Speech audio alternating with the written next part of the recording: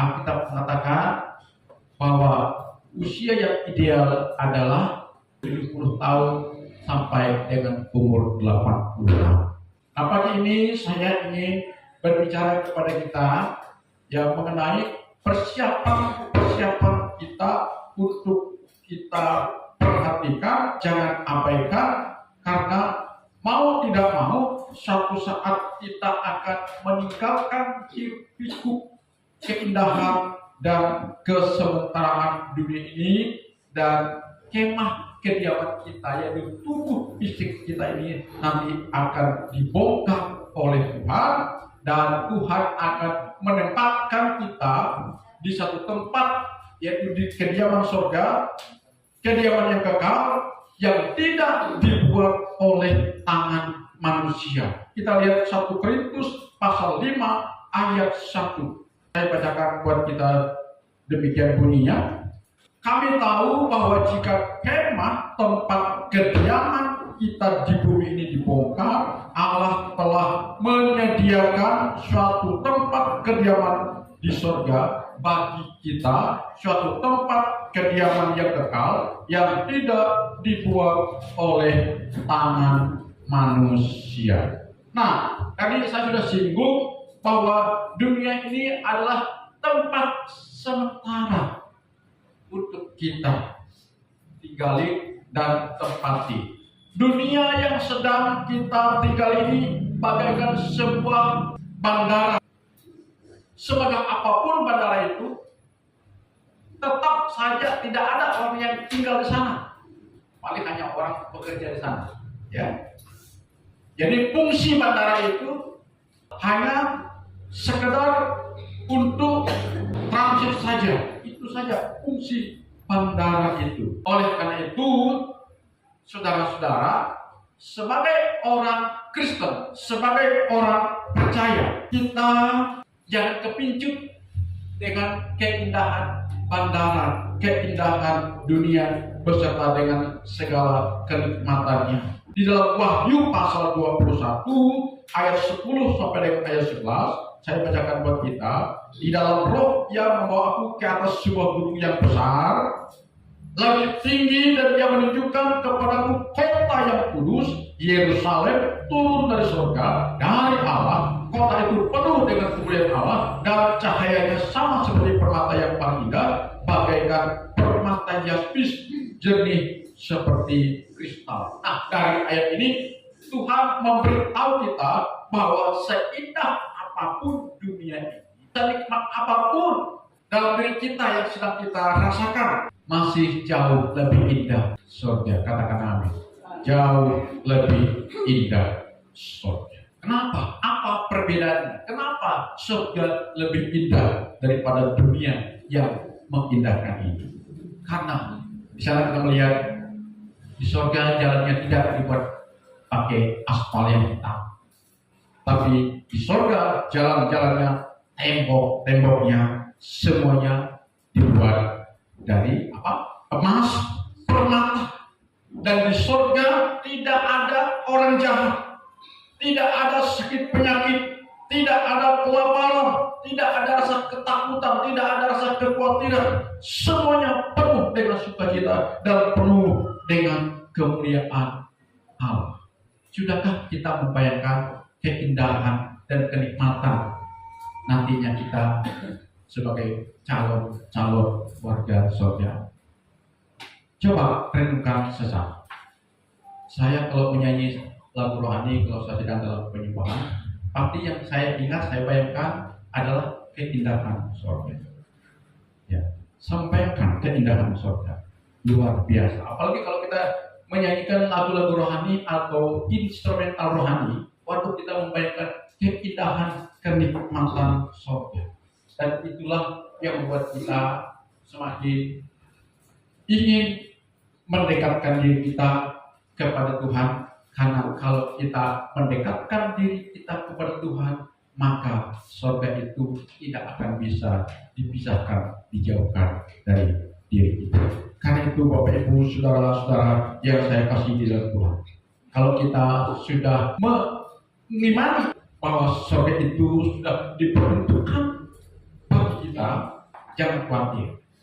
Bagian kita sebagai orang percaya, calon warga kerajaan Allah yang akan menghuni, yang akan menempatkan surga yang sudah disiapkan bagi kita oleh Tuhan Yesus Kristus. Maka kita melihat di dalam Amsal pasal 23 ayat 23 yang berbunyi demikian, belilah kebenaran dan jangan menjualnya, demikian juga dengan hikmat, didikan dan pengertian. Apa arti daripada ayat ini? Dari ayat ini, saudara, Tuhan mengingatkan kita untuk tidak terjebak dengan kesementaraan dunia ini. Sebab yang kekal, yang abadi, yang indah, yang menyenangkan, yang ideal buat kita sudah disediakan oleh Sang Pemilik hidup kita, oleh Sang Penyelamat hidup kita, yaitu Tuhan kita Yesus Kristus. Karena itu kita yang masih hidup dalam kesementaraan dunia ini, hal yang paling kita tidak boleh abaikan adalah pertahankan kebenaran yang sudah menjadi milik kita, dan jangan menjualnya hanya untuk kepuasan sementara, sebab yang kekal itu jauh melebihi keindahan dunia ini. Jangan kepicut untuk hal-hal yang nikmatnya sementara, tetapi ujung-ujungnya menyesatkan kita sampai kepada kekekalan. Ini peringatan Tuhan yang serius bagi kita, karena kita tidak tahu kapan kita akan dipanggil untuk meninggalkan kesementaraan ini. Jadi selagi kita masih diberikan nikmat oleh Tuhan, napas hidup, maka kita harus memposisikan diri kita di dalam kebenaran. Jadi kita harus bertahan dalam hidup benar. Katakan amin. Dan inilah yang menjadi tema dari renungan yang ingin saya sampaikan kepada kita. Jadi yang pertama yang harus kita pertahankan adalah kita harus ada pada predikat orang benar dengan kita mempertahankan kebenaran pertama, yaitu iman kita kepada Tuhan Yesus Kristus. Ini saya ulangi lagi dalam khotbah hari ini. Kebenaran pertama yang tidak boleh kita abaikan, yang tidak boleh kita jual hanya untuk kesementaraan dunia ini adalah iman kita kepada Yesus sebagai Tuhan dan Juru Selamat. Karena dalam Kisah Rasul pasal 4 ayat 12 mengatakan, di bawah kolong langit ini tidak ada nama lain yang olehnya kita diselamatkan selain di dalam Yesus Kristus. Ya, orang boleh punya Tuhan, orang boleh punya agama, orang boleh punya nabi, tetapi mereka tidak punya Juru Selamat. Satu-satunya agama yang menyampaikan Juru Selamat bagi para pengikutnya adalah Kristen. Jadi ini kebenaran pertama yang harus kita pertahankan, harus kita pegang, yaitu iman kepada Tuhan Yesus Kristus. Karena tadi saya katakan, di bawah kolong langit ini tidak ada nama lain yang olehnya kita diselamatkan selain di dalam Dia. Dan dalam Roma pasal 10 ayat 9 dan ayat 10 mengatakan bahwa jika kita mengaku dengan mulut kita dan percaya dalam hati kita bahwa Yesus telah dibangkitkan dari antara orang mati setelah Dia disalibkan, maka kita akan diselamatkan. Sebab dengan mulut orang mengaku, dari hati orang percaya dan diselamatkan. Jadi iman kepada Yesus Kristus harus dibuktikan melalui pengakuan mulut kita. Salah satu dari perbuatan nyata kita mengakui Yesus sebagai Tuhan lewat ungkapan bibir mulut kita adalah melalui kita hadir beribadah ketika kita menyanyikan lagu-lagu pengakuan akan karya Kristus di kayu salib. Tadi kan lagu mengatakan, kejaplah dan lihatlah betapa baiknya Tuhan itu, rasakan dan nikmati kasih setia Tuhan. Jadi hidup yang kita jalani ini adalah bagian yang tak terpisahkan bagaimana kita sedang mengecap kebaikan Tuhan. Kita sedang menikmati kasih karunia Tuhan, dan ini yang harus kita syukuri. Katakan amin.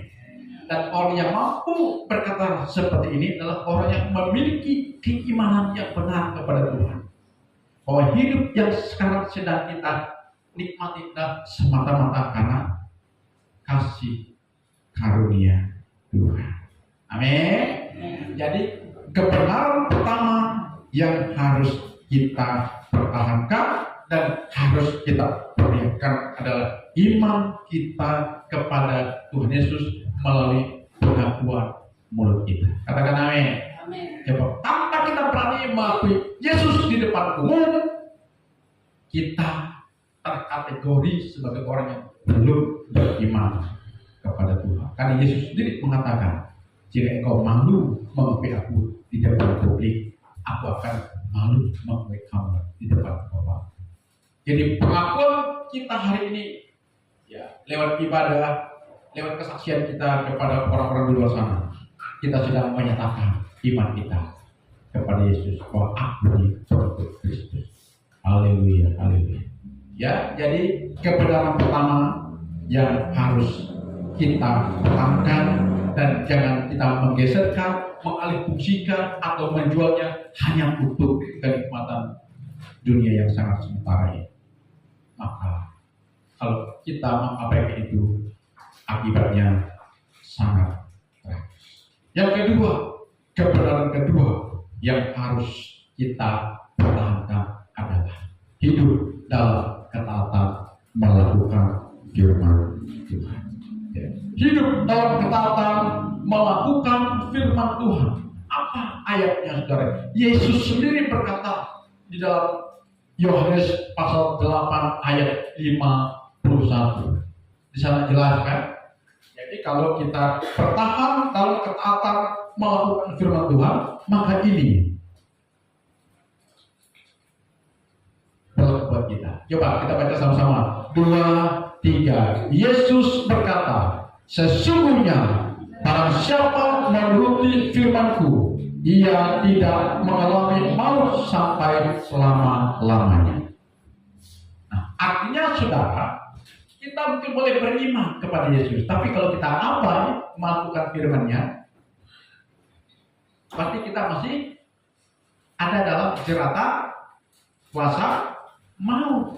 Karena dengan kita mengabaikan firman ini, kita sudah mengingkari karena iman tanpa kebersediaan kita untuk melakukan firman.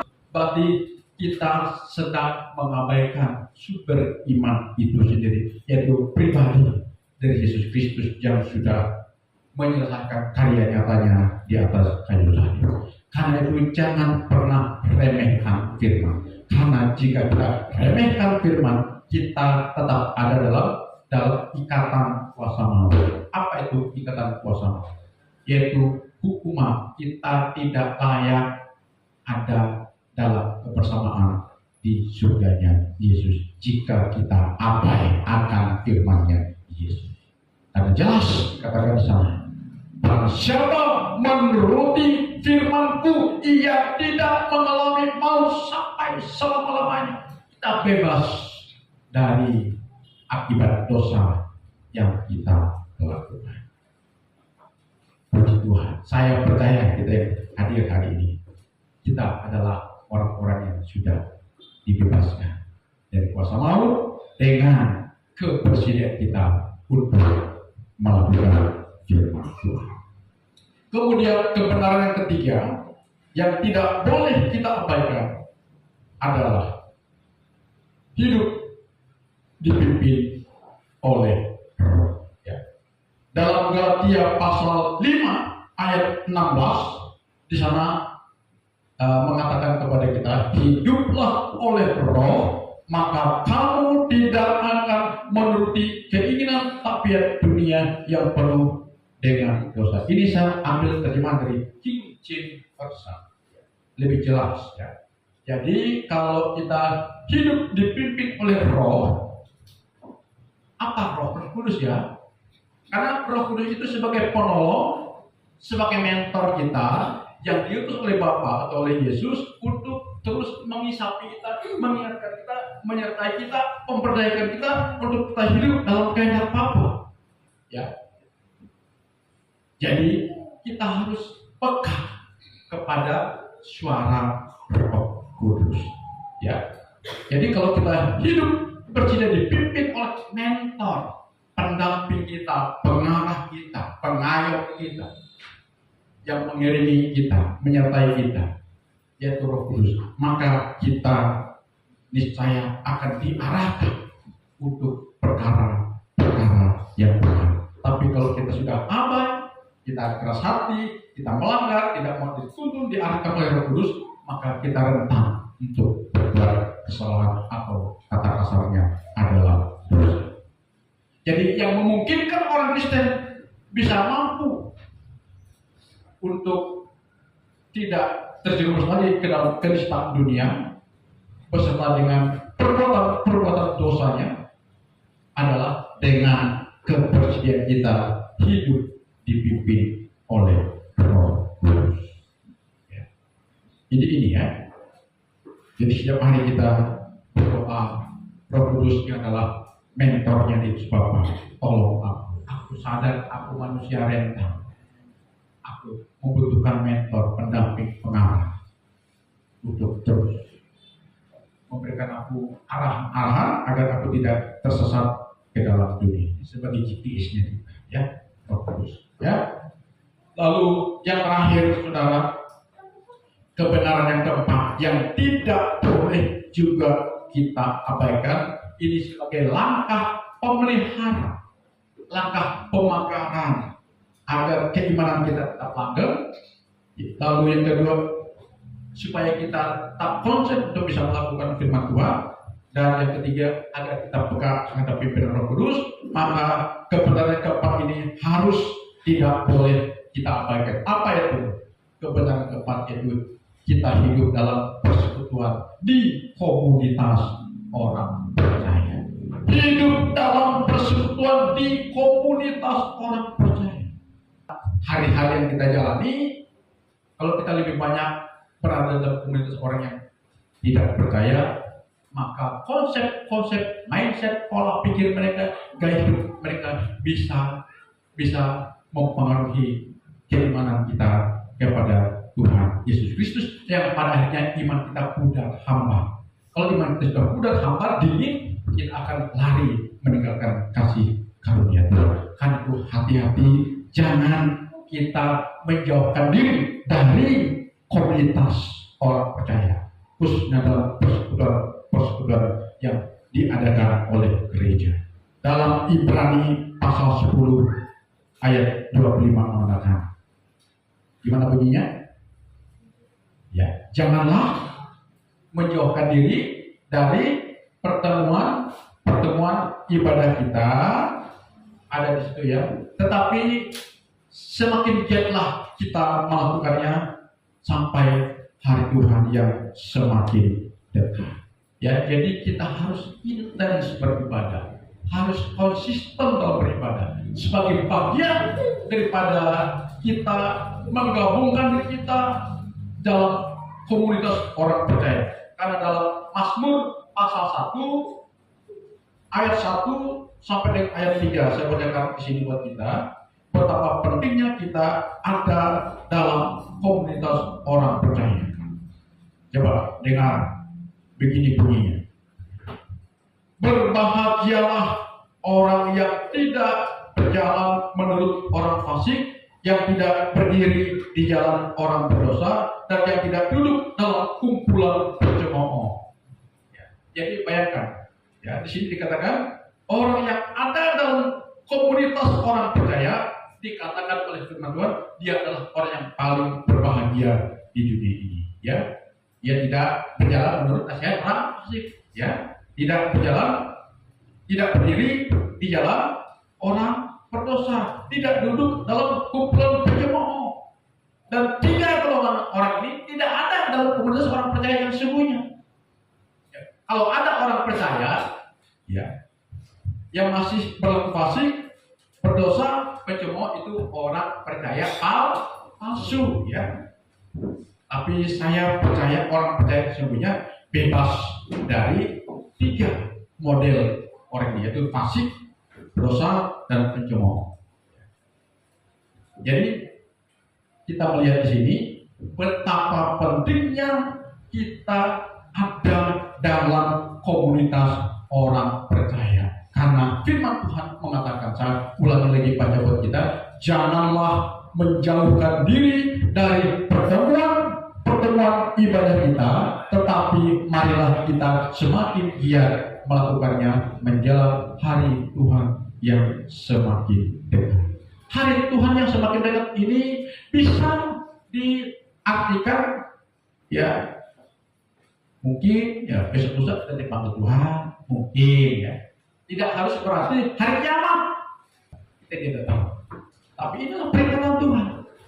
Kita diminta untuk semakin giat melakukannya menjelang hari Tuhan yang semakin dekat. Hari Tuhan yang semakin dekat itu bisa berbicara hari kepulangan kita ke rumah abadi kita. Ini yang Tuhan minta kepada kita hari-hari ini. Mari saya ingatkan kepada kita, mari tingkatkan semangat ibadah kita kepada Tuhan. Amin. Ya, tingkatkan semangat ibadah kita kepada Tuhan, dan kita harus menjauhkan diri dari hal-hal yang tidak berkenan kepada Tuhan. Karena Tuhan menghendaki kita ada dalam rancangannya yang terbaik, yaitu ada dalam kebersamaan dengan Tuhan. Saya tutup dengan satu ayat 1 Tesalonika pasal 5 ayat 9.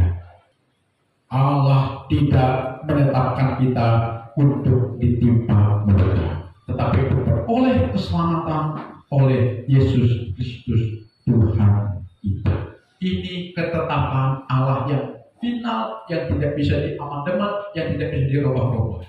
Bahwa Dia tidak menghendaki satupun di antara manusia ciptaannya masuk dalam hukuman kekal, atau kata kasarnya masuk dalam siksaan neraka. Dia menetapkan semua manusia ciptaannya untuk selamat, ya, untuk selamat. Tapi keselamatannya harus melalui apa? Keberimanannya kepada Tuhan Yesus Kristus. Gitu ya. Karena solusi daripada akibat dosa yang harus dialami oleh manusia adalah Yesus Kristus. Makanya tadi dikatakan Allah tidak menetapkan kita untuk ditimpa murka, tapi untuk beroleh keselamatan. Oleh siapa? Oleh Yesus Kristus. Ya kan? Jadi ketetapan Tuhan memang tidak bisa dirubah. Bahwa keinginan Tuhan, kerinduan Tuhan, kehendaknya semua orang masuk surga. Pertanyaannya, kalau orang berdosa, apa bisa masuk surga? Bisa kalau dia bertobat, percaya pada Yesus Kristus. Yang tidak bertobat, tidak percaya pada Yesus Kristus, masuk neraka. Karena dia keluar dari ketetapan Tuhan, gitu ya. Karena keluar daripada ketetapan Tuhan, binasa buat dia. Amin. Kalau kita tetap ada dalam ketetapan Tuhan, kita ada dalam rancangan keselamatannya, yaitu tidak kena murka. Ya, karena itu mari pertahankan 4 kebenaran tadi. Yang pertama apa? Iman pada Yesus. 2, 3 kita katakan. Pertama, iman kepada Tuhan Yesus Kristus. Yang kedua, hidup dalam ketaatan, melakukan firman Tuhan. Ini kebenaran kedua. Kebenaran ketiga, hidup dipimpin oleh Roh Kudus. Kebenaran keempat, hidup dalam persekutuan di komunitas orang percaya. Mari persiapkan diri kita dengan terus pertahankan 4 kebenaran tadi, maka kita masuk dalam rancangan Allah yang sangat membahagiakan hidup kita sampai selama-lamanya. Tuhan Yesus memberkati. Kita berdoa.